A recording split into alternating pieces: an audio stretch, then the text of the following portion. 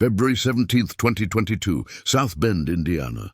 Patrick Wayne Gilham, 67 years old, is sitting in his living room when he hears the knock that will change everything. The knock he's probably been expecting for 35 years. When he opens that door, Michigan State Police detectives are standing there with an arrest warrant for murder. Not just any murder. The brutal killing of Roxanne Lee Wood. A crime so savage it haunted investigators for decades. A crime that destroyed families and left an entire community wondering who among them was capable of such evil. Before we jump back in, tell us where you're tuning in from. And if this story touches you, make sure you're subscribed, because tomorrow I've saved something extra special for you. Gilham doesn't resist. He doesn't even seem surprised. Detective Chuck Christensen would later say that Gilham acted like he'd been waiting for this moment, like he knew this day would eventually come. But here's what will shock you. Patrick Gilham was never on the radar, never a suspect, never even interviewed. He lived just miles from where he committed this heinous crime, walking among the very people who spent 35 years wondering who killed Roxanne Wood. He shopped in their stores, passed them on the street, lived his life as a free man while Roxanne's family suffered and her husband endured decades of suspicion. The arrest sent shockwaves through both the Michigan and Indiana communities. How could someone live among them for so long, carrying this secret? How many times did residents of Niles Township unknowingly encounter Roxanne's killer at the grocery store, at a gas station, at a restaurant? The answer is chilling, probably hundreds of times. And even more disturbing, Patrick Gilham wasn't just a killer. He was a repeat offender, a man with a pattern of violence against women, a predator who should never have been free to kill again, the night that changed everything. Let me take you back to February 19th, 1987. Roxanne Wood was 30 years old, full of life, recently married to Terry Wood, and looking forward to their future together. She had that kind of infectious laugh that made everyone around her smile, the kind of warmth that drew people to her.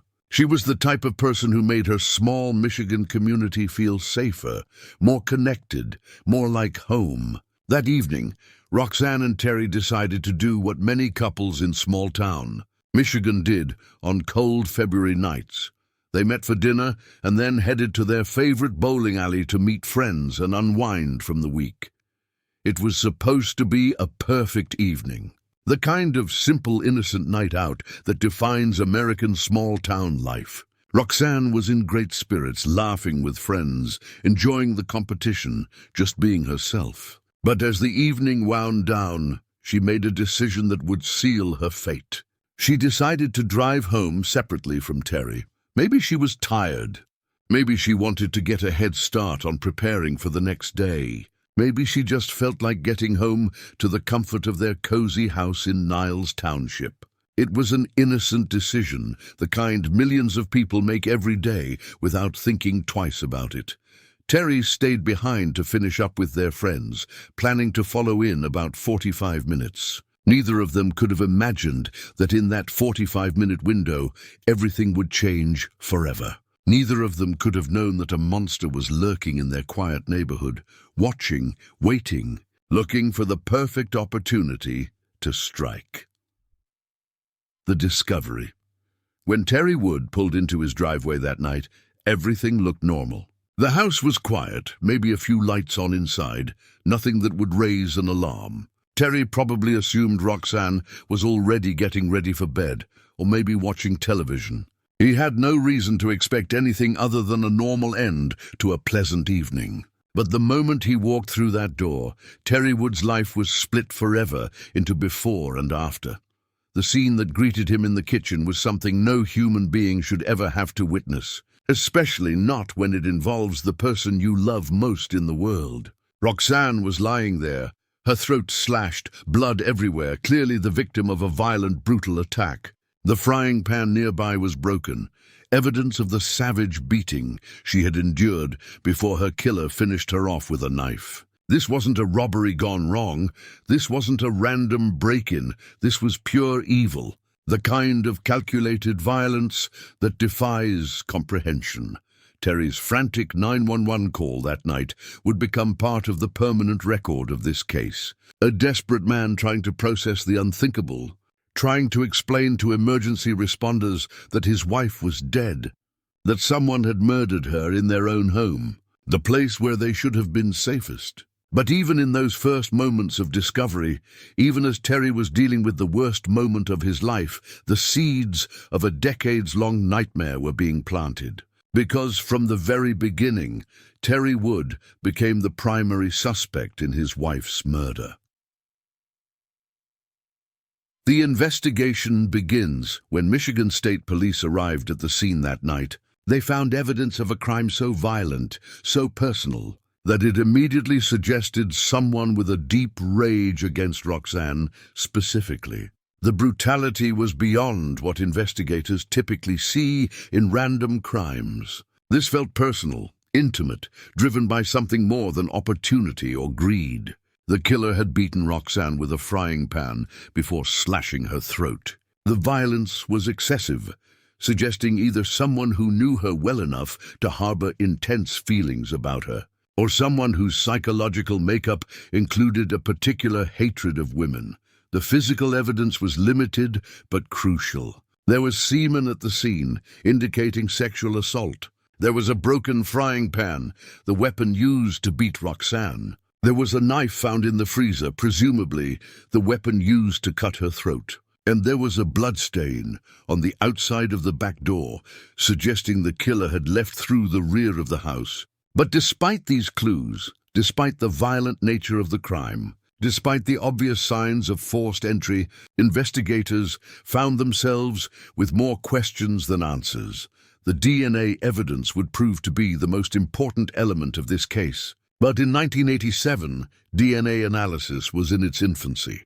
The technology existed, but it was primitive compared to what we have today. The sample collected from the scene was small and degraded, not enough to work with, using the tools available at the time. So investigators had to rely on traditional police work, interviews, timeline reconstruction, examining relationships, looking for motives, checking alibis. And unfortunately, all roads seemed to lead back to the same person. Terry Wood. The grieving husband becomes the prime suspect from a purely investigative standpoint. Terry Wood had everything working against him. He was the last person to see Roxanne alive. He had access to the house. He knew her schedule and her habits. He found the body, which gave him an opportunity to contaminate or manipulate the crime scene. He had no solid alibi for the crucial 45 minutes between when Roxanne left the bowling alley and when he arrived home. In the majority of domestic homicides, the perpetrator is someone close to the victim, often a spouse or partner. All of this made Terry Wood the obvious suspect, but Terry Wood was also a grieving husband who had just discovered his wife's brutalized body in their kitchen. He was traumatized, in shock, trying to process a level of violence and loss that would break most people. The investigation of Terry wasn't just about examining his potential guilt. It was about putting a man through additional torture while he was already experiencing the worst moment of his life. Every question the police asked was another reminder that not only was his wife dead, but that people suspected he was the one who killed her. The scrutiny was relentless. Police examined every aspect of Terry and Roxanne's relationship, looking for signs of domestic violence, financial problems, infidelity, any motive that might explain why a husband would murder his wife in such a brutal fashion. They interviewed friends, family members, co-workers, anyone who might have insights into the Woods' marriage. They examined their financial records, phone records, work schedules, everything that might provide clues about what happened that night. What they found was a couple that by all accounts was happy. Friends described them as loving, supportive of each other, the kind of couple that made marriage look easy.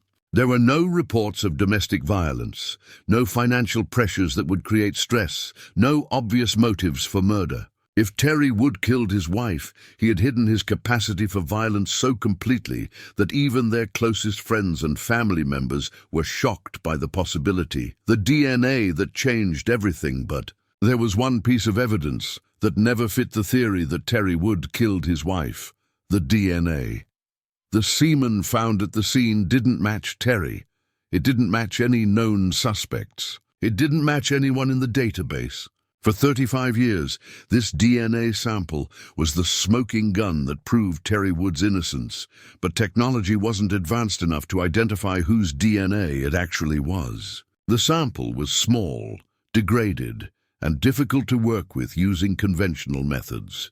This created a frustrating situation for everyone involved. Investigators knew Terry probably didn't do it because of the DNA evidence, but they had no other viable suspects. Terry knew he was innocent, but he couldn't prove it definitively, and the cloud of suspicion followed him everywhere. Roxanne's family was caught in the middle, wanting justice for their loved one, but unsure what to believe about Terry. The case went cold not because investigators stopped caring, but because they had exhausted all available leads using the technology and methods available at the time. For decades, this case sat in files, occasionally reopened when new investigative techniques became available, but always hitting the same wall. The DNA was the key, but the key didn't fit any lock they could find.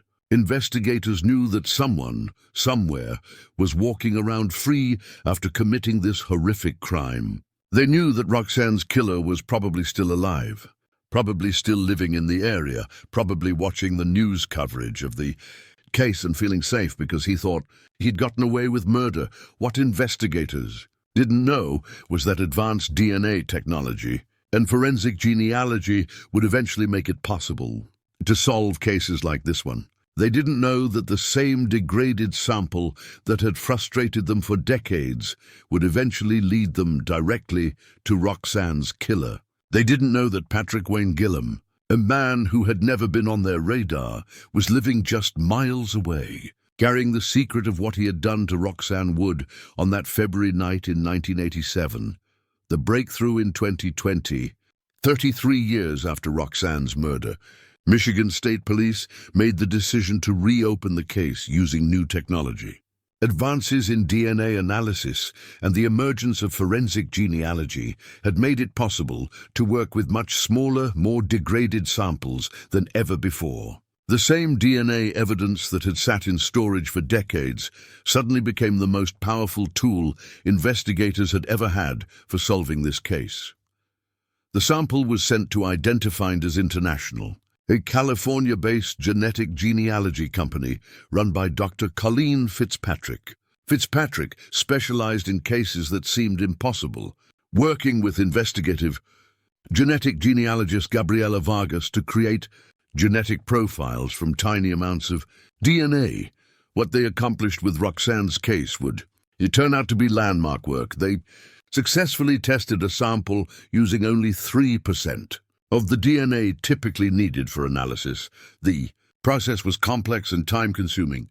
First, they had to extract enough genetic material from the degraded sample to create a usable profile. Then they had to compare that profile against massive genealogy databases, looking for relatives of the person who left the DNA at Roxanne's murder scene.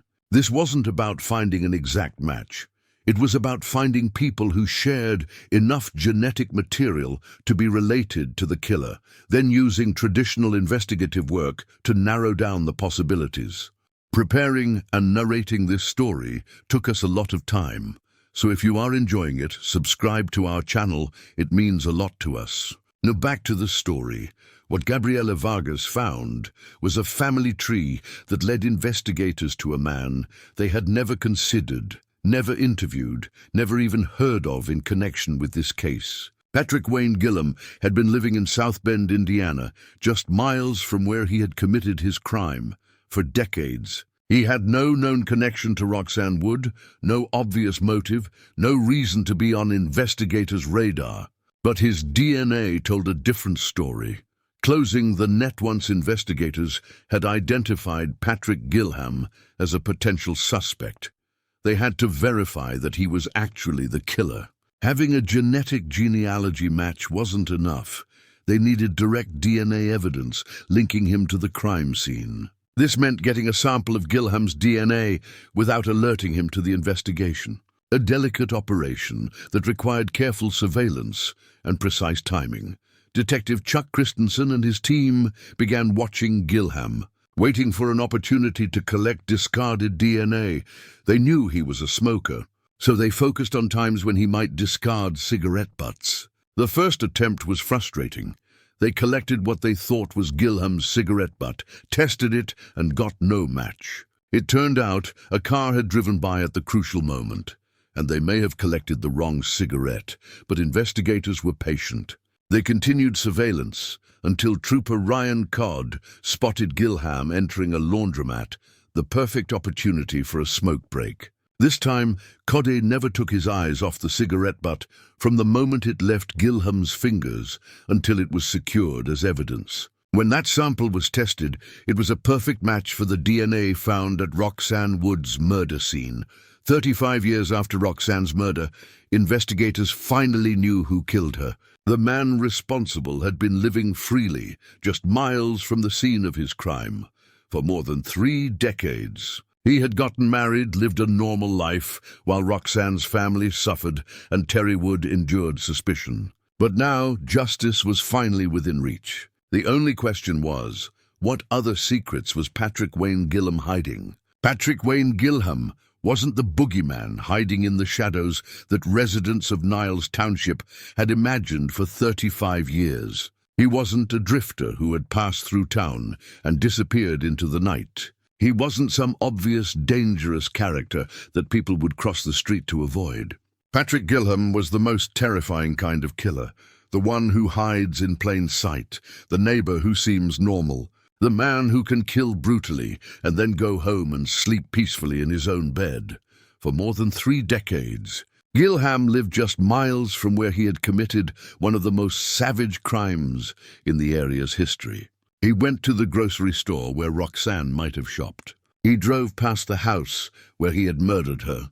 He probably read newspaper articles about the case on anniversaries, watched news reports about the ongoing investigation, listened to people in coffee shops and bars speculating about who could have done such a thing. And through it all, he kept his secret.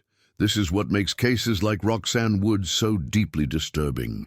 We want to believe that killers are obviously dangerous, that we would recognize evil if we encountered it, that monsters look like monsters. But the reality is far more unsettling. The reality is that Patrick Gilham could have been anyone's neighbor, anyone's co-worker, anyone's acquaintance. He was a master of hiding his true nature, of compartmentalizing his capacity for violence, of living a double life that fooled everyone around him. When investigators began digging into Gilham's background after his arrest, they discovered a man who had managed to maintain relationships, hold jobs, and present himself as relatively normal despite harboring the kind of darkness that could explode into lethal violence. His neighbors in South Bend described him as quiet, unremarkable, the kind of person you might nod to in passing but never really think about. They were shocked to learn that they had been living next to a killer, shocked that someone so ordinary could be capable of something so extraordinary in its brutality. The pattern of violence. But Patrick Gilham wasn't actually as ordinary as he appeared. When investigators examined his criminal history, they found a pattern that should have kept him locked up long enough to prevent Roxanne's murder. In 1979, 8 years before he killed Roxanne, Gilham had committed a crime so similar to what happened to Roxanne that it was clearly a preview of what was to come. He had broken into a home in Gary, Indiana, where he attacked and sexually assaulted a woman named Maureen Farag. The similarities between the 1979 attack and Roxanne's murder are chilling. Both involved forced entry into a home where a woman was alone. Both involved sexual assault. Both demonstrated a level of violence that went beyond what was necessary to commit the crimes. The only difference was that Maureen Farag survived. She fought back, she escaped, she lived to testify against Patrick Gilham. Her courage and survival led to his conviction and a 14-year prison sentence. But here's where the system failed Roxanne Wood. Patrick Gilham didn't serve his full sentence. He was released after only 7 years, half of what he should have served. 7 years for a violent home invasion and sexual assault. 7 years for a crime that demonstrated his willingness to break into homes and attack women. 7 years that, if served in full, might have kept him locked up when Roxanne Wood drove home alone on February 19, 1987. Instead, Gillam was released early, and just 4 months later he killed Roxanne. 4 months! If he had served even 1 additional year of his original sentence, Roxanne would probably still be alive today. Her family would never have endured decades of grief. Terry Wood would never have lived under a cloud of suspicion. An entire community would never have spent 35 years wondering who among them was capable of such evil. The failure of the justice system, the early release of Patrick Gillam, represents one of the most tragic failures of the criminal justice system imaginable. This wasn't a case where someone was serving time for a minor drug offense or a white-collar crime. This was a man who had demonstrated a clear pattern of violent behavior against women, someone who had shown his willingness to break into homes and commit sexual assault. Yet somehow the system determined that 7 years was sufficient punishment and rehabilitation for these crimes. This decision haunts everyone connected to Roxanne's case. Detective Chuck Christensen has spoken publicly about the frustration of knowing that Roxanne's death could have been prevented if the system had worked the way it was supposed to work. Roxanne's family has had to live with the knowledge that their loved one died because someone made a decision to release a dangerous predator early. Terry Wood spent 35 years under suspicion for a crime that wouldn't have happened if Patrick Gillam had been where he belonged, in prison. The question that torments everyone involved is, how many other victims might there be? Patrick Gillam committed a violent crime in 1979, was released early, and killed Roxanne in 1987. What happened during the years between 1987 and his arrest in 2022? Did he commit other crimes? Were there other victims who were never identified? Other families who never got justice? Other cases that remain unsolved because investigators didn't know to look at Patrick Gillam? Law enforcement believes the answer is yes. Detective Christensen has stated publicly that investigators believe Gillam committed other crimes during the decades he was free. The pattern is too clear, the violence too specific, the gap between known crimes too long for Gillam to have simply stopped after killing Roxanne. Somewhere out there are probably other families still waiting for answers, other cold cases that might be solved by connecting them to Patrick Wayne Gillam. The investigation's darkest days, for the investigators who worked Roxanne's case over the decades, the inability to solve it became a source of professional and personal frustration that never went away. These are people who dedicated their careers to seeking justice for victims and their families. They work cases that most people couldn't handle emotionally, seeing the worst of human nature on a regular basis. But even for seasoned investigators, some cases hit differently. Some cases become personal in a way that changes how you see the world. Roxanne Wood's case was one of those cases. The brutality of the crime, the youth of the victim, the decades of unanswered questions, all of it combined to create a case that haunted everyone who worked on it. Investigators would revisit the files regularly, hoping that some new piece of evidence would emerge. Some new technology would become available. Some new witness would come forward with information that could break the case open. But year after year, the case remained cold. Lids dried up. Witnesses died or moved away. Evidence deteriorated. The DNA samples sat in storage, too degraded to provide answers using available technology. Terry Wood continued to live under suspicion. Roxanne's family continued to grieve without closure. And Patrick Gillam continued to live freely, probably feeling more secure with each passing year that he had gotten away with murder. The psychological toll on investigators was significant. Imagine knowing that a killer is out there, probably still in the area, probably feeling safe and confident that he'll never be caught. Imagine driving through neighborhoods and wondering if you've just passed Roxanne's killer at a stop sign. Imagine the frustration of having physical evidence that proves who did it, but not having the technology to decode that evidence. For the men and women who worked this case, it became more than just a job, it became a mission. The community that never forgot, while investigators struggled with their inability to solve the case. The community of Niles Township struggled with its own demons. Roxanne's murder had shattered the sense of safety that defines small-town life. Suddenly, everyone was suspicious of everyone else. Women were afraid to be alone in their homes. Parents worried about their daughters' safety in ways they never had before. The crime had introduced a level of fear and paranoia that changed how people lived their daily lives.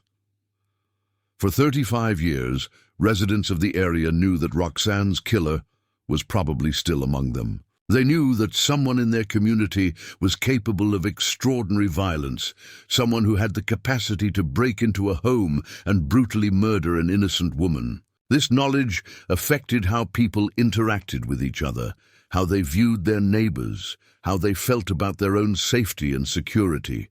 Local businesses installed additional security measures. Residents changed their habits, being more careful about when and where they went out alone. Parents had conversations with their children about safety that they might not have had if Roxanne's murder had never happened. The crime created ripple effects that touched every aspect of community life. Effects that lasted for decades and affected people who had never even met Roxanne Wood.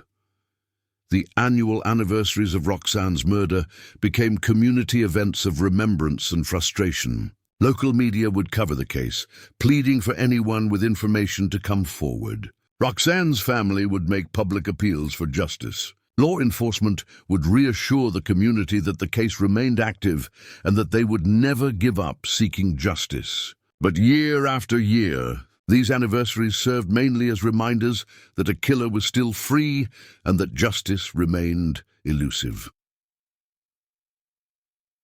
Terry Wood's nightmare.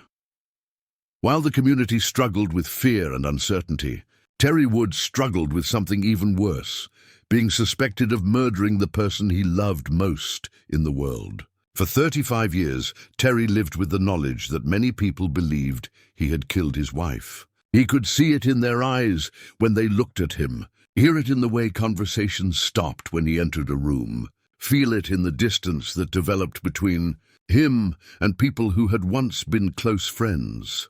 The psychological impact of long-term suspicion is devastating, in ways that are difficult to understand unless you've experienced it. Terry wasn't just grieving the loss of his wife, he was also defending himself against accusations that he was responsible for that loss. He couldn't move on, couldn't heal, couldn't find peace because he was constantly having to prove his innocence to a world that suspected his guilt. Every interaction became complicated by the unspoken question of whether Terry had killed Roxanne. Job interviews, attempts at new relationships, casual conversations with neighbors, everything was filtered through the lens of suspicion. Terry had to live with the knowledge that his life would never be normal again, that he would always be known as the man who might have murdered his wife. Regardless of what the truth actually was, the isolation was crushing. Some friends and family members stood by Terry, believing in his innocence and supporting him through the worst period of his life. But others pulled away, either because they suspected he was guilty or because they didn't want to be associated with someone under suspicion for such a serious crime. Terry found himself alone in ways he had never imagined possible, grieving not just the loss of his wife, but also the loss of his reputation, his community standing, and his sense of belonging. The toll on Roxanne's family. Roxanne's family faced their own impossible situation. They had lost a beloved daughter and sister in the most violent way imaginable, and they didn't know who was responsible.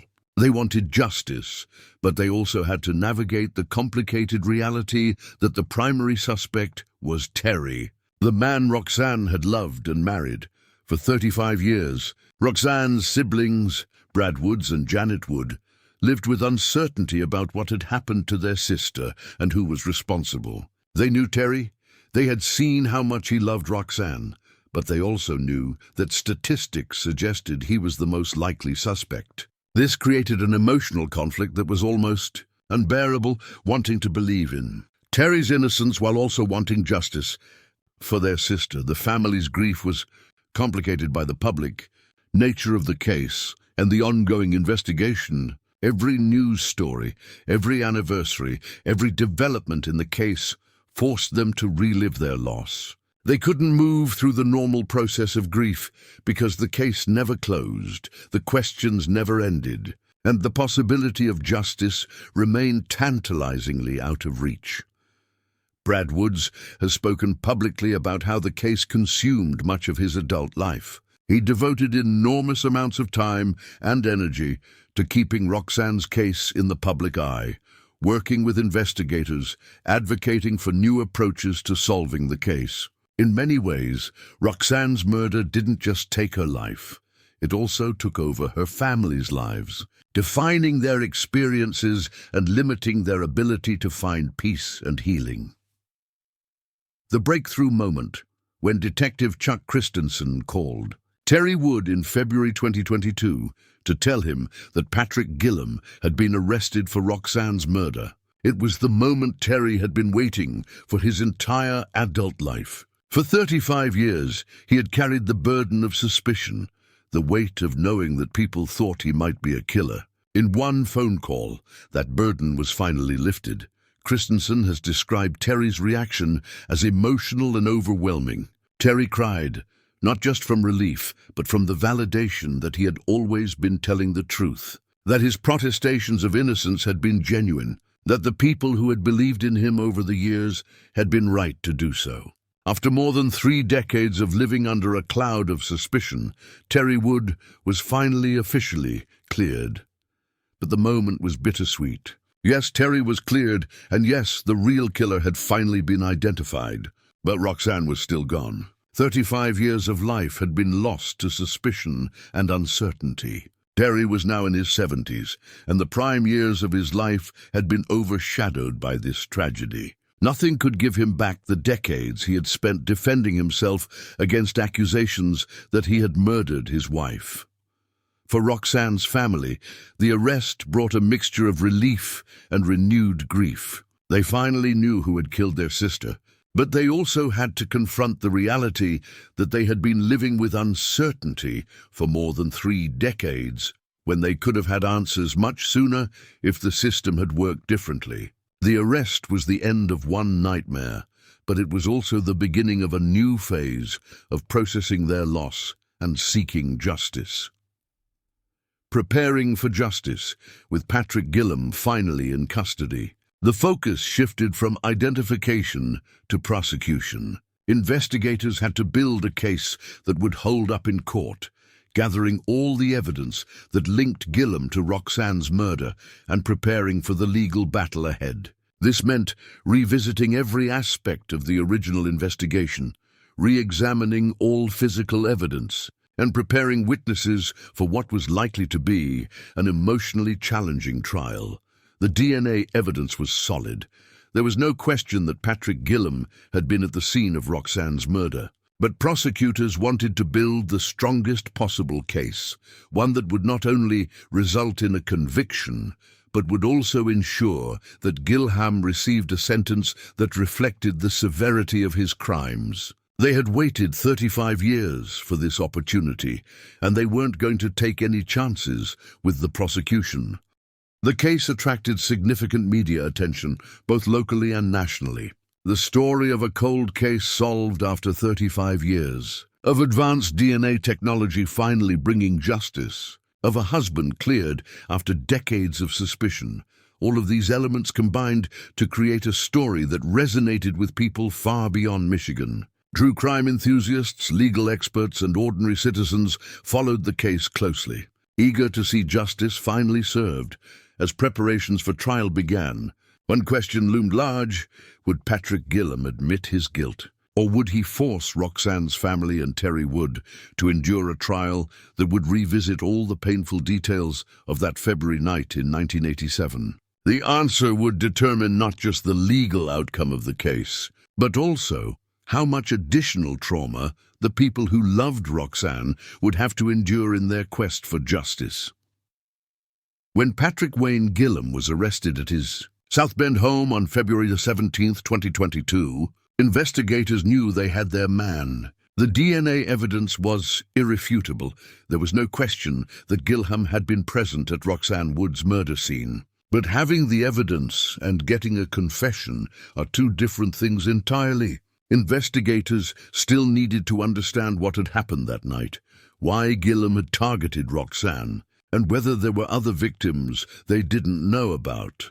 The interrogation of Patrick Gillam would prove to be one of the most challenging and revealing interviews in the history of this case. Detective Chuck Christensen and his team transported Gillam from Indiana back to Michigan, where they conducted a marathon interrogation session that lasted 5.5 hours. For 5.5 hours, they sat across from the man who had brutally murdered Roxanne Wood and tried to get him to tell them why.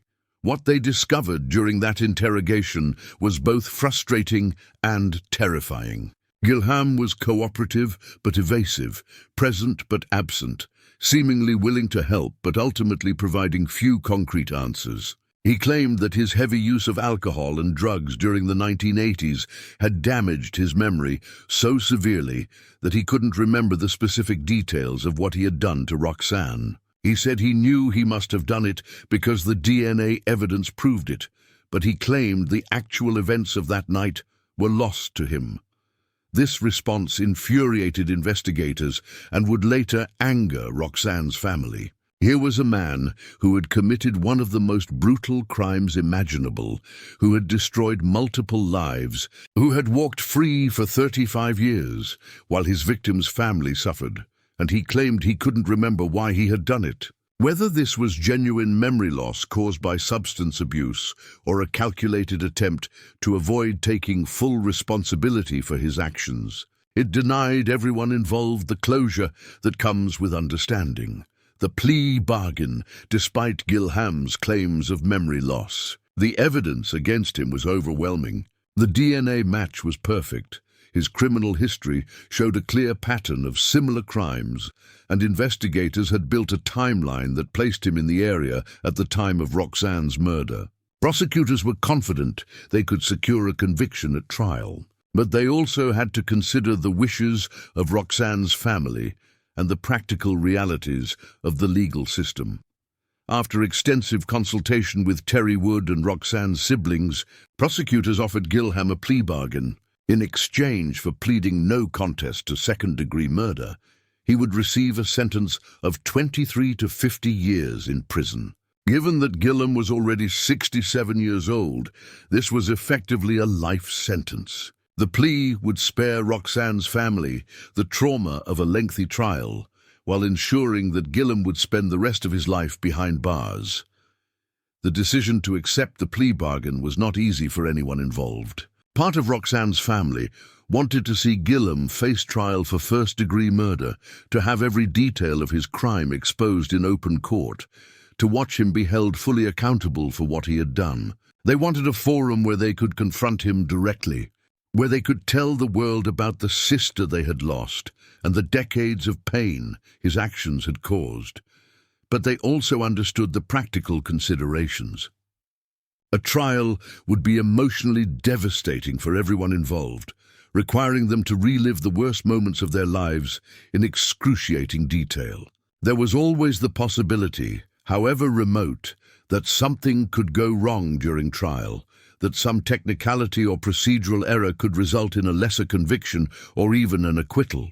The plea bargain guaranteed that Gilham would die in prison, which was the most important outcome from the family's perspective. The science that solved the case while the legal proceedings moved forward.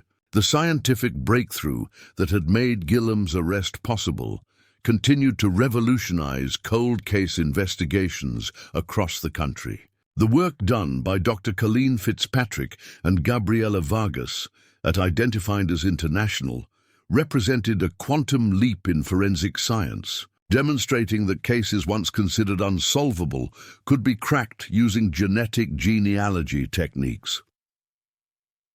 The process they used to identify Patrick Gilham was incredibly complex and time-consuming. First, they had to extract usable DNA from a sample that was badly degraded after sitting in storage for over 30 years. The sample from Roxanne's case was particularly challenging because it was small and had deteriorated significantly over time. Using only 3% of the DNA typically required for analysis, they were able to create a genetic profile that could be compared against genealogy databases.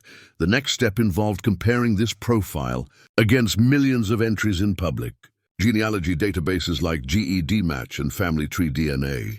These databases contain genetic information from people who have submitted their DNA for genealogical research, hoping to learn about their family history or connect with distant relatives. What most people don't realize when they submit their DNA is that they're also potentially helping solve crimes committed by their relatives. The genetic genealogy process doesn't identify suspects directly. Instead, it identifies people who share DNA with the suspect, indicating that they are related in some way. Gabriela Vargas used these genetic connections to build family trees, working backward from known relatives to identify common ancestors, then working forward to find descendants who could be the source of the DNA found at the crime scene. Building the family tree. The family tree that led investigators to Patrick Gilham was incredibly complex, involving hundreds of potential relatives and requiring months of painstaking work to construct. Vargas had to trace genetic connections across multiple generations, identifying common ancestors and mapping out all their descendants to find individuals who matched the profile of Roxanne's killer. The process required combining cutting-edge genetic science with traditional genealogical research. Vargas used birth records, death certificates, marriage licenses, census data, and other public records to verify the relationship suggested by the DNA analysis. She had to account for adoptions, name changes, geographic relocations, and other factors that could complicate the family tree. As the tree took shape, certain branches became more promising than others. The genetic evidence suggested that the killer was male, probably in his 20s or 30s at the time of the crime, and likely living in the Michigan area. This helped narrow the focus to specific individuals who fit the profile. Eventually, the tree led to Patrick Wayne Gilham, who matched all the criteria and had no alibi for the night of Roxanne's murder. The breakthrough came when Vargas provided investigators with a list of potential suspects, with Patrick Gilham ranking high on the list based on his age, geographic location, and the strength of the genetic connections. This was the moment when the case transitioned from genetic genealogy back to traditional police work. Investigators now had a name to investigate rather than just an anonymous DNA profile. The surveillance operation, once investigators had identified Patrick Gilham as a potential suspect, they faced the challenge of obtaining a direct DNA sample that could be compared to the evidence from Roxanne's murder scene. They couldn't simply approach Gilham and ask for a sample that would alert him to the investigation and potentially give him an opportunity to flee or destroy evidence. Instead, they had to obtain a sample covertly through surveillance. The surveillance operation required careful planning and precise execution. Investigators knew that Gilham was a smoker, making cigarette butts the most likely source of discarded DNA. They also knew that he lived a relatively routine life, making it possible to predict when and where he might smoke cigarettes in public places where the discarded butts could be collected. Trooper Ryan Codd led the surveillance team that tracked Gilham's movements, waiting for the perfect opportunity to collect a cigarette butt without being detected. The first attempt was unsuccessful. They collected what they thought was Gilham's cigarette, but when it was tested, the DNA didn't match the sample from Roxanne's murder scene. It turned out that a car had driven by at the crucial moment, and investigators may have collected a cigarette butt from someone else. The second attempt was planned more carefully. When Gillam entered a laundromat, Codd positioned himself where he could maintain constant visual contact with any cigarette Gillam might discard. This time, there was no possibility of confusion. Codder watched the cigarette from the moment it left Gilham's fingers until it was secured as evidence. When that sample was tested, it was a perfect match for the DNA found at Roxanne's murder scene. The technology revolution. The Roxanne Wood case represents a milestone in the evolution of forensic science and criminal investigation.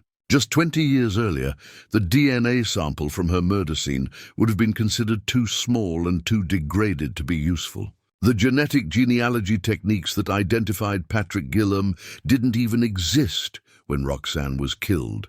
The databases that made the identification possible were created by people who had no idea they were contributing to criminal investigations. This technological revolution has implications that extend far beyond the Roxanne Wood case. Across the country, police departments are reopening cold cases that were previously considered unsolvable, submitting decades-old DNA samples for genetic genealogy analysis. Killers who thought they had gotten away with murder are being arrested based on evidence they left behind years or even decades ago.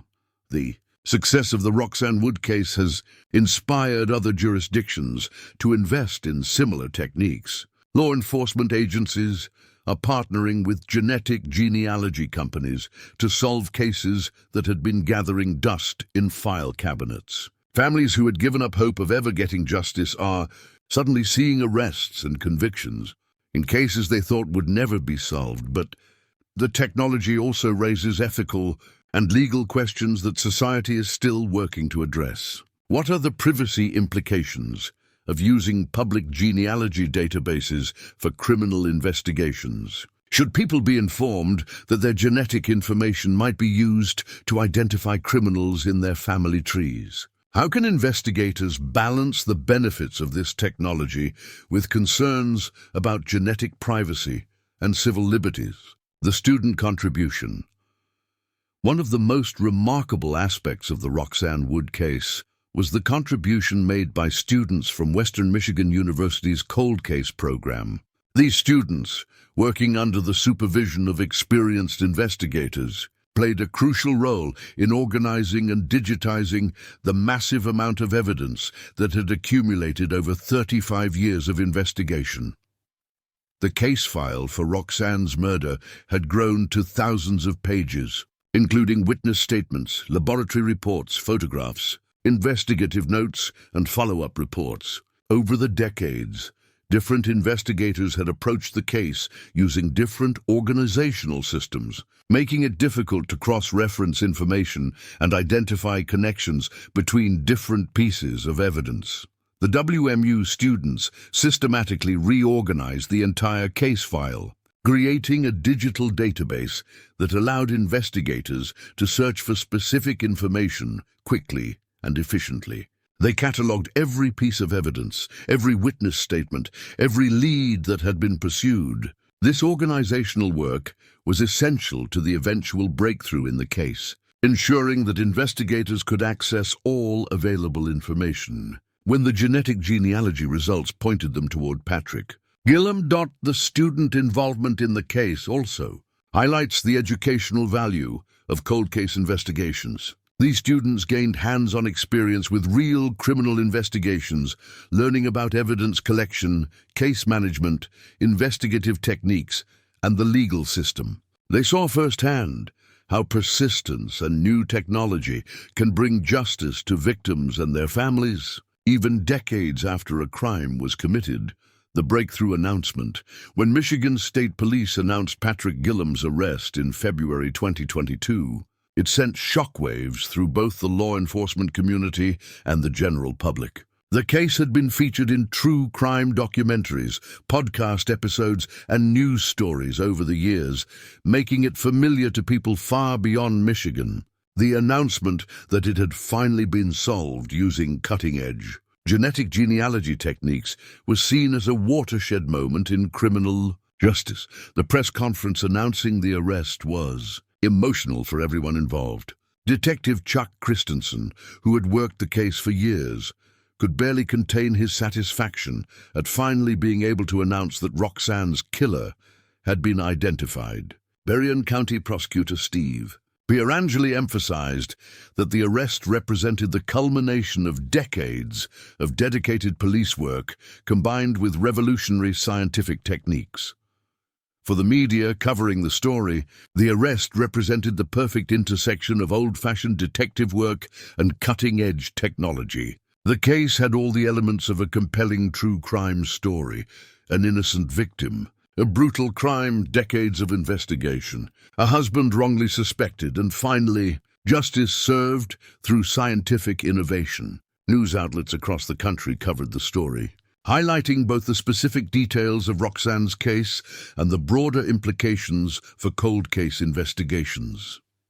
The public reaction was overwhelmingly positive, with many people expressing admiration for the investigators who had never given up on the case and gratitude for the technology that had finally made justice possible. Social media was filled with comments from people who had followed the case over the years, expressing relief that Roxanne's killer had finally been identified and that Terry Wood had been cleared of suspicion. Preparing for sentencing, with Patrick Gillam's arrest and plea agreement in place, attention turned to the sentencing hearing, which would give Roxanne's family their first opportunity to confront her killer directly. For 35 years, they had wondered about the person who had taken their sister's life. Now they would finally have the chance to look him in the eye and tell him how his actions had affected their lives. The sentencing hearing was scheduled for April 2022, just 2 months after Gillam's arrest. During those 2 months, Roxanne's family prepared impact statements that would describe the decades of pain, uncertainty, and grief they had endured because of Gillam's crime. They wanted to make sure the court understood that Roxanne's murder hadn't just taken her life, it had also damaged the lives of everyone who loved her. Terry Wood also prepared his own statement, describing the 35 years he had spent under suspicion for a crime he didn't commit. He wanted the court to understand the secondary victimization that occurs when the wrong person is suspected of a crime, how the cloud of suspicion had affected every aspect of his life, and how the arrest of the real killer had finally allowed him to begin healing from his trauma. The anticipation surrounding the sentencing hearing was intense. This would be the first time anyone had heard Patrick Gillam speak about his crime in a public forum. Would he show remorse? Would he provide details about what had happened that night? Would he apologize to Roxanne's family for the decades of pain he had caused? Or would he maintain his claim that he couldn't remember committing the crime that had destroyed so many lives? April 25th, 2022. The Berrien County Courthouse was packed with people who had waited 35 years for this moment. Roxanne Wood's family, friends who remembered her bright smile and infectious laugh, investigators who had spent decades seeking justice, reporters covering the conclusion of one of Michigan's most notorious cold cases, and curious members of the public who had followed the story through years of news coverage and true crime documentaries. When Patrick Wayne Gillam was led into the courtroom in shackles, wearing headphones to help with his hearing, the temperature in the room seemed to drop. This was the moment everyone had been waiting for, the chance to see Roxanne's killer face to face, to look into the eyes of the man who had committed such a brutal crime and then lived freely for more than 3 decades while his victim's family suffered. Gillam looked older than his 67 years. Worn down by age, and perhaps by the weight of carrying his secret for so long. He appeared confused and disoriented, as if he was having trouble processing what was happening around him. When his eyes fell on Janet Wood, Roxanne's sister, something extraordinary happened. According to witnesses, Gillam looked as though he had seen a ghost. Janet bore a strong resemblance to Roxanne, and for a moment, it was as if Gillam was looking at his victim herself, returned from the dead to confront him. The courtroom was silent, except for the sound of pages turning as the judge prepared to hear victim impact statements. After 35 years of waiting, Roxanne's family finally had their chance to tell Patrick Gillam exactly what his actions had cost them. They had spent months preparing for this moment, choosing their words carefully, trying to find language that could adequately express decades of pain, loss, and uncertainty. Janet Wood was the first to speak, and her words were like daggers thrown across the courtroom at the man who had destroyed her family. She stood at the podium, looking directly at Gilham, her voice steady despite the emotion behind every word. This was her sister's voice speaking through her, demanding justice, demanding acknowledgement, demanding that Patrick Gillam understand the full scope of what he had done. Patrick Gillam is the very definition of a nightmare women fear our whole lives, Janet began, her voice carrying across the silent courtroom. He killed my sister in the most horrific way, in the safety of her own home, in the middle of the night. It sickens me to think about the level of terror she would have had at the sight of him. Janet's statement was a masterpiece of controlled rage and articulated grief. She described the sister she had lost, vibrant, loving, full of life and potential. She talked about the decades of wondering who had taken Roxanne's life, the sleepless nights spent imagining her sister's final moments, the anger at knowing that her killer was somewhere out there, and probably feeling safe and secure in his freedom.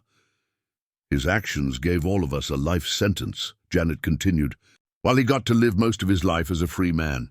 But by the grace of God and the right detectives and modern technology, he was found, and we are here today to see him finally pay something for what he's done, which is likely the rest of his life in a cage, like the violent animal that he is. The power of Janet's words was undeniable. She had taken 35 years of pain and distilled it into sentences that captured not just her own suffering, but the suffering of everyone who had loved Roxanne. She had given voice to the kind of rage that comes from knowing that evil has triumphed for far too long, and that justice has been delayed far beyond what anyone should have to endure. Brad's promise, Brad Woods. Roxanne's younger brother spoke next, and his statement carried a different kind of power. Where Janet's words were filled with righteous anger, Brad's were filled with the promise of eternal vigilance. He had spent his adult life fighting for justice for his sister, and he wanted Patrick Gillam to know that his responsibility didn't end with this sentencing. I've devoted much of my adult life to doing whatever it took to get justice for my sister, Brad said, his voice firm and unwavering. And the day has finally come for her to have the justice and the peace that she deserves. But Brad's most powerful words were reserved for a promise that sent chills through the courtroom. I can assure you my voice will be heard if there's ever an option for him to be released early for doing this to her. He is a monster that should never be allowed to walk the streets where my wife, my daughters, and my granddaughters walk free. This wasn't just a victim impact statement. It was a vow. Brad Woods was putting the entire justice system on notice that he would be watching, waiting, making sure that Patrick Gillam never again had the opportunity to hurt another woman. He was promising that someone would always be there to speak for Roxanne, to make sure her killer never escaped the consequences of his actions. The commitment in Brad's voice was absolute. This was a man who had already spent decades seeking justice for his sister, and he was making it clear that he would spend whatever time he had left making sure that justice was maintained. Patrick Gillam might be going to prison, but he would never be forgotten, never be allowed to fade into anonymity, never be given the chance to convince anyone that he deserved mercy or early release. Terry's vindication. When Terry Wood stood to address the court, everyone in the room understood that this moment represented more than just a victim impact statement. This was the vindication of a man who had spent 35 years under suspicion for a crime he didn't commit, who had endured decades of whispered accusations and sideways glances, who had been forced to defend his innocence while grieving the loss of his wife. Terry's statement was quieter than those of Roxanne's siblings. but it carried its own devastating power. He spoke about the woman he had loved and lost, about the life they had planned together, about the dreams that had died with Roxanne in that kitchen on February 20th, 1987. But he also spoke about the secondary trauma of being suspected of her murder, the additional layer of pain that came from having his grief questioned and his character attacked. For 35 years, I've had to live with people thinking I might have killed the woman I loved more than life itself, Terry said, his voice breaking with emotion. I've had to defend myself against accusations that I was responsible for Roxanne's death, when all I wanted was to find out who really killed her and see them brought to justice. Terry's presence in that courtroom was itself a form of justice. Every day he had remained free. Every year he had continued to live his life, despite the suspicion that surrounded him. Every moment he had spent advocating for the investigation to continue, all of it had been vindicated by Patrick Gilham's arrest. Terry Wood was not just a victim of his wife's murder. He was also a victim of the failure to solve her case quickly enough to prevent decades of wrongful suspicion. The fact that Terry had survived 35 years of suspicion with his dignity intact, that he had never stopped pushing for justice despite the personal cost, that he had maintained his innocence even when it seemed like no one believed him, all of this spoke to a strength of character that made his vindication even more meaningful. Gilham's response. When it came time for Patrick Gilham to address the court, everyone leaned forward in anticipation. What would he say? Would he finally provide details about what had happened that night? Would he explain why he had targeted Roxanne? Would he show genuine remorse for the decades of pain he had caused? Or would he maintain his claim that substance abuse had erased his memory of the crime? What happened next was both anticlimactic and infuriating. Gilham, still wearing his headphones and appearing confused, offered what seemed like a rehearsed apology that satisfied no one in the courtroom. "I am very sorry," he said, his voice barely audible. "I can't believe I did what I did. I pray for them every night." The inadequacy of this response was stunning. Here was a man who had committed one of the most brutal crimes imaginable, who had destroyed multiple lives, who had walked free for 35 years while his victims' families suffered, and the best he could offer was a generic apology that provided no insight, no explanation, no real acknowledgement of the scope of his crimes. Gilham's claim that he prayed for his victims every night was particularly galling to those who had suffered because of his actions. If he had truly been praying for them every night for 35 years, why had he never come forward to confess? Why had he allowed Terry Wood to live under suspicion? Why had he let Roxanne's family suffer without answers? His statement raised more questions than it answered, and provided no real comfort to anyone who heard it. The disconnect between the magnitude of Gilham's crimes and the poverty of his response highlighted one of the most frustrating aspects of cases like this. Sometimes there is no explanation that makes sense, no insight that provides closure, no apology that adequately addresses the harm that has been done. Sometimes evil is simply banal, offering no profound revelations or satisfying conclusions.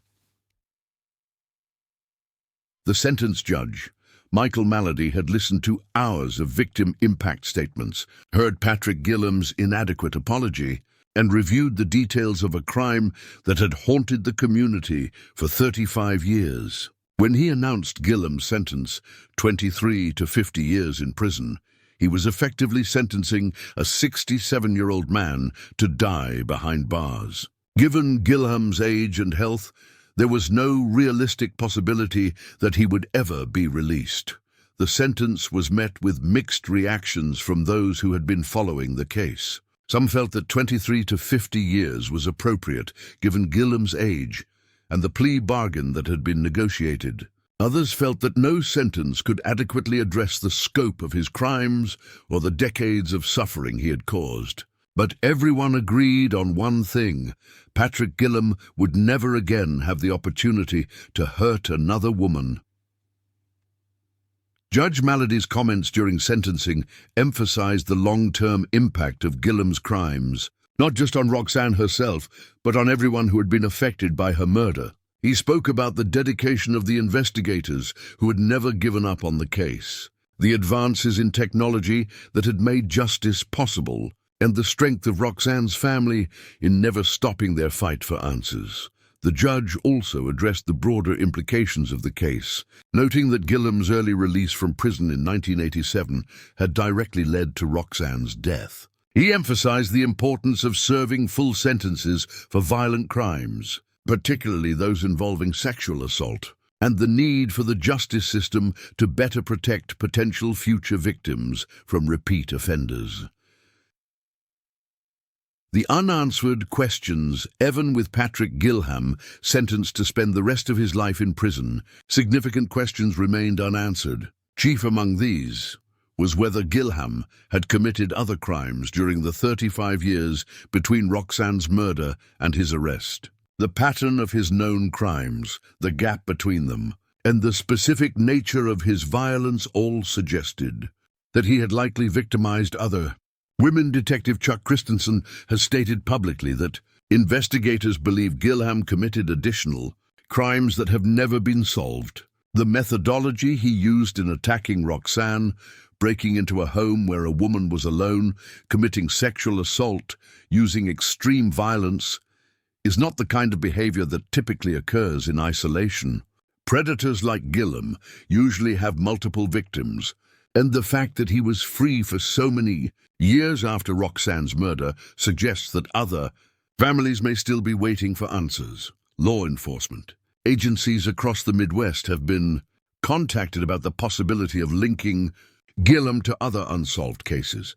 Cold case investigators are reviewing files from the past several decades, looking for crimes that match Gillam's pattern and geographic area.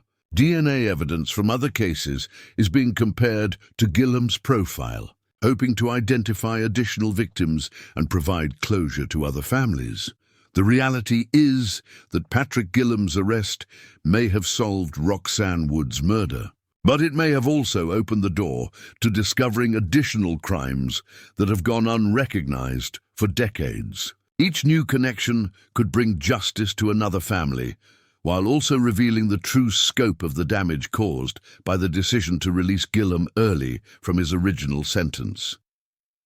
The ripple effects. The resolution of Roxanne Wood's case has had implications that extend far beyond the specific individuals involved. The success of genetic genealogy in solving this case has inspired law enforcement agencies across the country to re-examine their own cold cases, looking for opportunities to apply similar techniques to cases that had previously been considered unsolvable. The case has also highlighted the importance of DNA evidence preservation and the need for adequate funding for cold case investigations. Many police departments now realize that evidence they thought was useless may actually be solvable using new technologies, but only if that evidence has been properly preserved over the years. Universities and law enforcement agencies have taken note of the successful collaboration between Western Michigan University students and Michigan State Police in organizing and digitizing the case file. This model is being replicated in other jurisdictions, creating opportunities for students to gain real-world experience while helping solve actual crimes. The case has also sparked discussions about the ethics and privacy implications of genetic genealogy. While most people support using these techniques to solve violent crimes, questions remain about consent, privacy, and the appropriate limits on how genetic information can be used in criminal investigations. The transformation of justice. Perhaps most significantly, the Roxanne Wood case represents a fundamental transformation in how justice can be achieved even decades after a crime has been committed. For most of human history, if a killer wasn't caught quickly, they were likely to escape justice forever. The passage of time was their friend, allowing memories to fade, witnesses to die, and evidence to deteriorate. But genetic genealogy has changed this equation completely. Now, the passage of time can actually work against criminals, as new techniques are developed that can extract more information from evidence than was previously possible. A killer who thought they were safe after 35 years can suddenly find themselves in handcuffs, facing justice for crimes they committed decades earlier. This transformation has implications for both past and future crimes. For past crimes, it means that thousands of cold cases that were previously considered unsolvable may actually be within reach of resolution. For future crimes, it means that potential killers can no longer assume that avoiding immediate capture means avoiding justice forever. The message sent by cases like Roxanne Wood's is clear. Justice may be delayed, but it will not be denied. Technology will continue to advance, investigators will never give up, and the evidence will always be there, waiting for the right moment to reveal its secrets. For the families of victims, this represents hope. For criminals who think they've gotten away with their crimes, it represents an increasingly closing window of safety. In the days and weeks following Patrick Gillam's sentencing, the community of Niles Township struggled to process the conclusion of a case that had defined their sense of safety and security for 35 years. The monster they had feared was finally behind bars, but his capture raised as many questions as it answered. How many times had they encountered him without knowing who he was? How many opportunities had there been to prevent Roxanne's murder if the justice system had worked differently? How many other victims might there have been during the decades he was free? For Terry Wood, the period after Gillam's sentencing was a time of both relief and reflection. The weight of suspicion that had pressed down on him for more than 3 decades was finally lifted, but the damage it had caused couldn't be undone. At 73 years old, Terry had to figure out how to rebuild a life that had been fundamentally altered by circumstances beyond his control. The vindication was sweet, but it couldn't restore the years that had been lost to suspicion and uncertainty. Terry's experience highlights one of the most tragic aspects of unsolved cases, the secondary victims who suffer because the real perpetrator remains free. Every day that Patrick Gillam walked free was another day that Terry lived under suspicion. Every anniversary of Roxanne's murder was another reminder that people still wondered if he had killed his wife. Every new relationship, every job interview, every casual conversation carried the weight of unspoken accusations. But Terry's story is also one of remarkable resilience. Despite decades of suspicion, he never stopped advocating for the investigation to continue. He never gave up hope that Roxanne's real killer would eventually be found. He maintained his dignity and his commitment to justice, even when it seemed like the whole world was against him. His vindication is not just personal. It's a vindication of the principle that truth will eventually emerge, even when it takes longer than anyone should have to wait.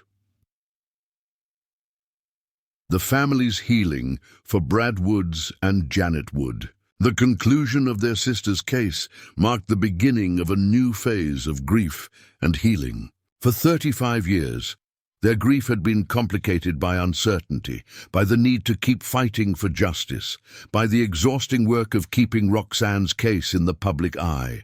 Now, with her killer finally behind bars, they could begin to process their loss in a different way.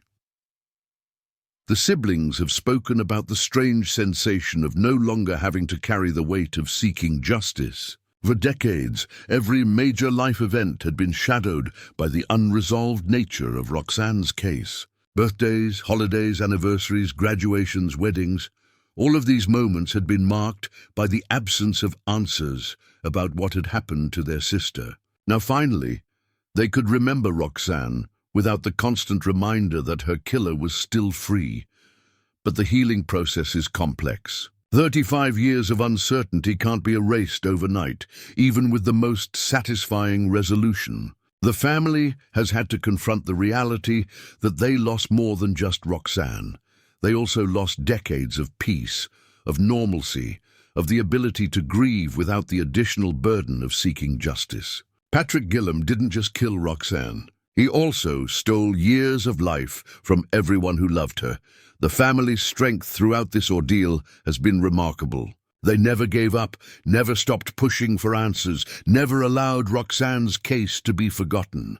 Their persistence, combined with advances in technology and the dedication of law enforcement, eventually led to justice. Their story is a testament to the power of never giving up, even when the odds seem impossible and the wait seems endless.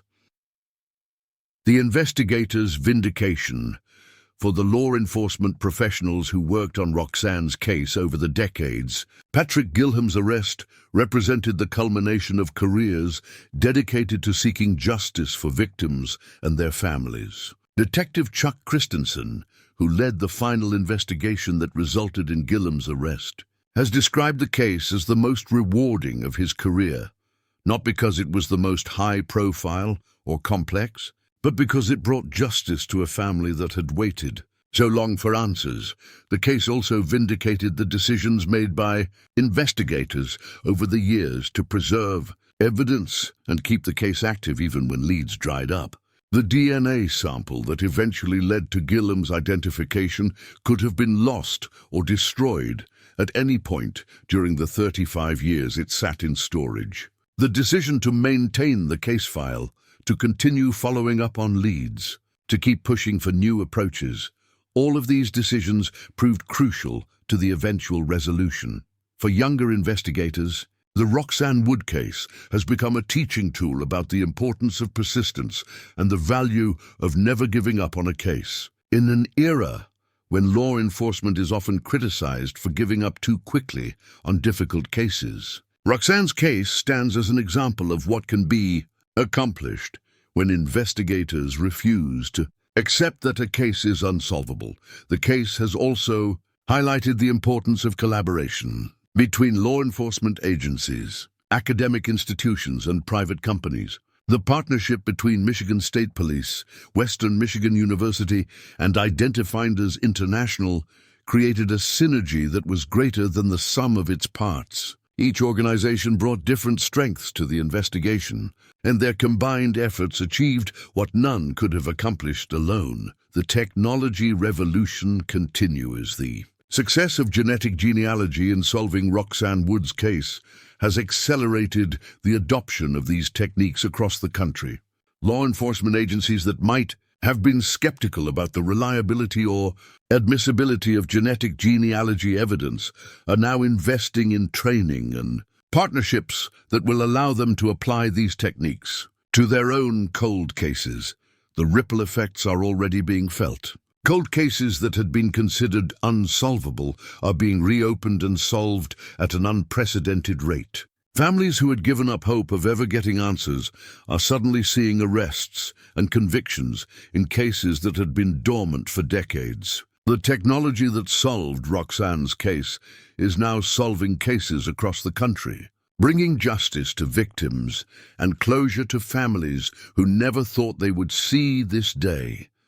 But the technology continues to evolve. The techniques that seemed revolutionary when they solved Roxanne's case are already being improved and refined. Researchers are developing methods that can work with even smaller amounts of DNA, even more degraded samples, even older evidence. The future promises even more dramatic breakthroughs in cold case investigations.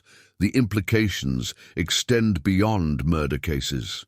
Genetic genealogy is being used to solve sexual assaults, kidnappings, and other violent crimes. It's being used to identify victims as well as perpetrators, bringing closure to families who never knew what happened to their missing loved ones. The technology that started with genealogy research has become one of the most powerful tools in modern criminal investigation. The ethical considerations, the widespread adoption of genetic genealogy in criminal investigations has raised important questions about privacy, consent, and the appropriate limits on how genetic information can be used.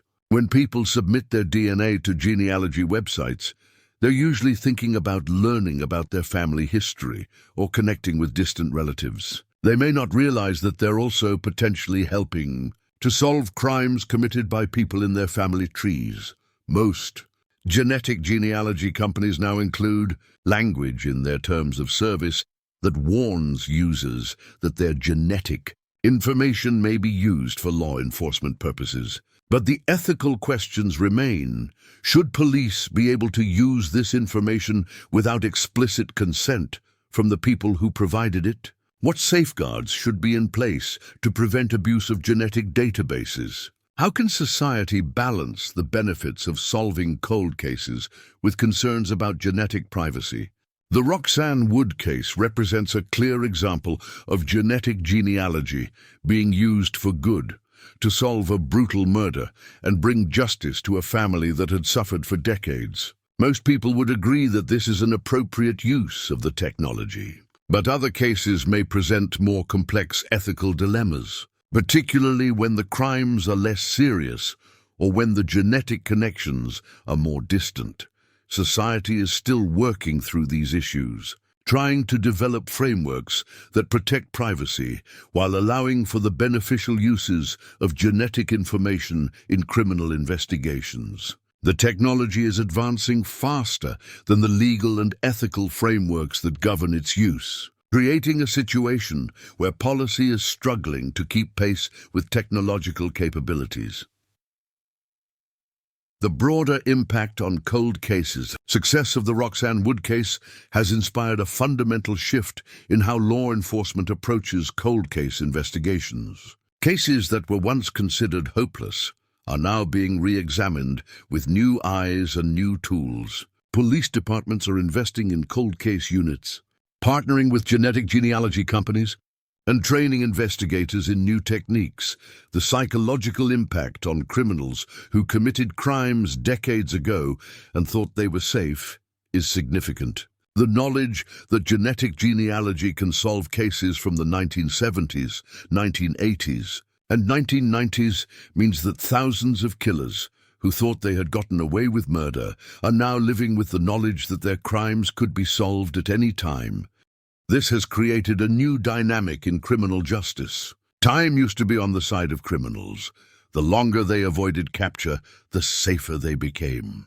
But genetic genealogy has reversed this equation. Now time can work against criminals as new techniques are developed that can extract more information from old evidence than was previously possible. The message being sent to potential criminals is clear. There is no statute of limitations on murder, and there is no safe passage of time that guarantees escape from justice. The evidence will always be there, waiting for the right technology and the right investigator to unlock its secrets. Lessons for society. The Roxanne Wood case offers several important lessons for society as a whole. First, it demonstrates the importance of funding for law enforcement and scientific research. The genetic genealogy techniques that solved this case were developed through years of research and investment in new technologies. Without adequate funding for police departments and forensic laboratories, these advances would not have been possible. Second, the case highlights the importance of evidence preservation. The DNA sample that led to Patrick Gillam's arrest could have been lost or destroyed at any point during the 35 years it was in storage. Police departments need adequate resources to properly store and maintain evidence from cold cases, even when those cases seem unsolvable. Third, the case demonstrates the value of collaboration between different types of organizations. The partnership between law enforcement, universities, and private companies created a synergy that was essential to solving the case. No single organization could have achieved this result alone. Finally, the case shows the importance of never giving up. For 35 years, it would have been easy for investigators to close the case, for the family to stop fighting for justice, for the community to forget about Roxanne Wood. But persistence paid off, and justice was eventually served. The legacy of Roxanne Wood's murder was a tragedy that destroyed lives and traumatized a community. But the resolution of her case has created a legacy that extends far beyond the specific circumstances of her death. Her case has become a symbol of the power of persistence, the importance of never giving up on justice, and the potential for technology to right old wrongs.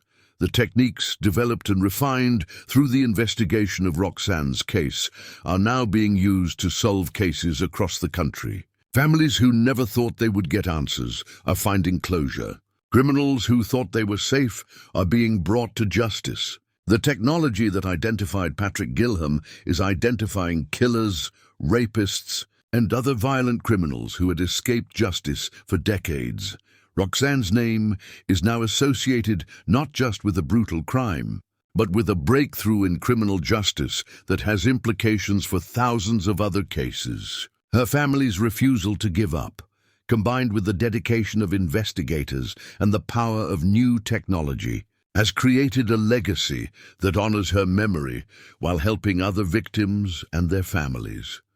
The case has also become a teaching tool, used in law enforcement training programs and criminal justice courses to illustrate the importance of evidence preservation, the value of persistence, and the potential of new technologies. Roxanne's story is being told to new generations of investigators, inspiring them to never give up on difficult cases and to always be open to new approaches and technologies.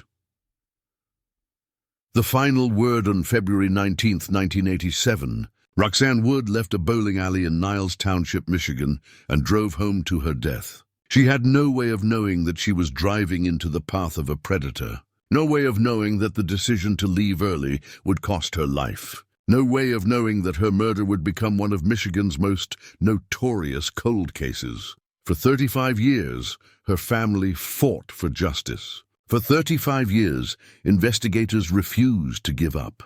For 35 years, her husband lived under suspicion for a crime he didn't commit.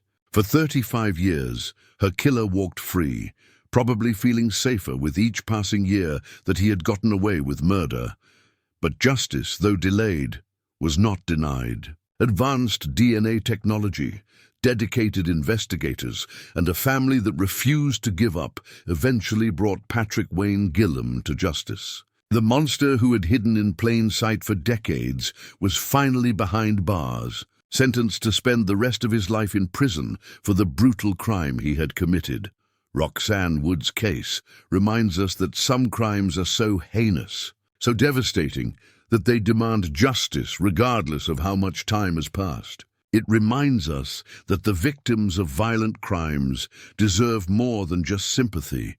They deserve answers, they deserve justice, and they deserve to be remembered. It reminds us that the power of persistence, combined with advancing technology and dedicated professionals, can overcome even the most challenging obstacles to justice. The case also reminds us that evil can hide in the most ordinary places, that killers can live among us for decades without being detected, and that the price of safety is eternal vigilance. But it also reminds us that justice is possible, that truth will eventually emerge, and that no one, no matter how clever, how lucky, or how long they've evaded capture, is beyond the reach of justice. Patrick Wayne Gilham thought he had gotten away with murder. For 35 years it looked like he had. But in the end, Roxanne Wood had the last word. Her DNA evidence, preserved for decades, eventually led investigators to her killer. Her family's persistence kept the case alive when others might have given up. Her story became a catalyst for advances in criminal investigation that will help solve thousands of other cases. Justice for Roxanne Wood was delayed, but it was not denied. And in a world where evil sometimes seems to triumph, where the innocent suffer while the guilty go free, where justice seems like an impossible dream, Roxanne's case reminds us that persistence, technology, and the human commitment to justice can still prevail. Sometimes it takes 35 years. Sometimes it takes revolutionary advances in science. Sometimes it takes the refusal of ordinary people to accept that justice is impossible. But justice will come. It will come for Roxanne Wood, and it will come for thousands of other victims whose cases are still waiting to be solved. The technology exists. The dedication exists. The evidence exists. All that's needed is the will to never give up, to never stop fighting, to never accept that some crimes are unsolvable. Roxanne Wood's killer is finally behind bars, where he will remain for the rest of his life. Justice, though long delayed, has finally been served.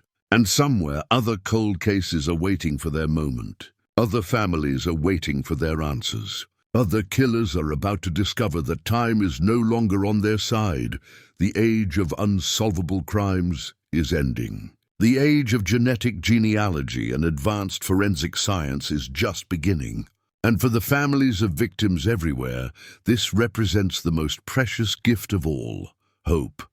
Up next, you've got two more standout stories right on your screen. If this one hits the mark, you won't want to pass these up. Just click and check them out. And don't forget to subscribe and turn on the notification bell so you don't miss any upload from us.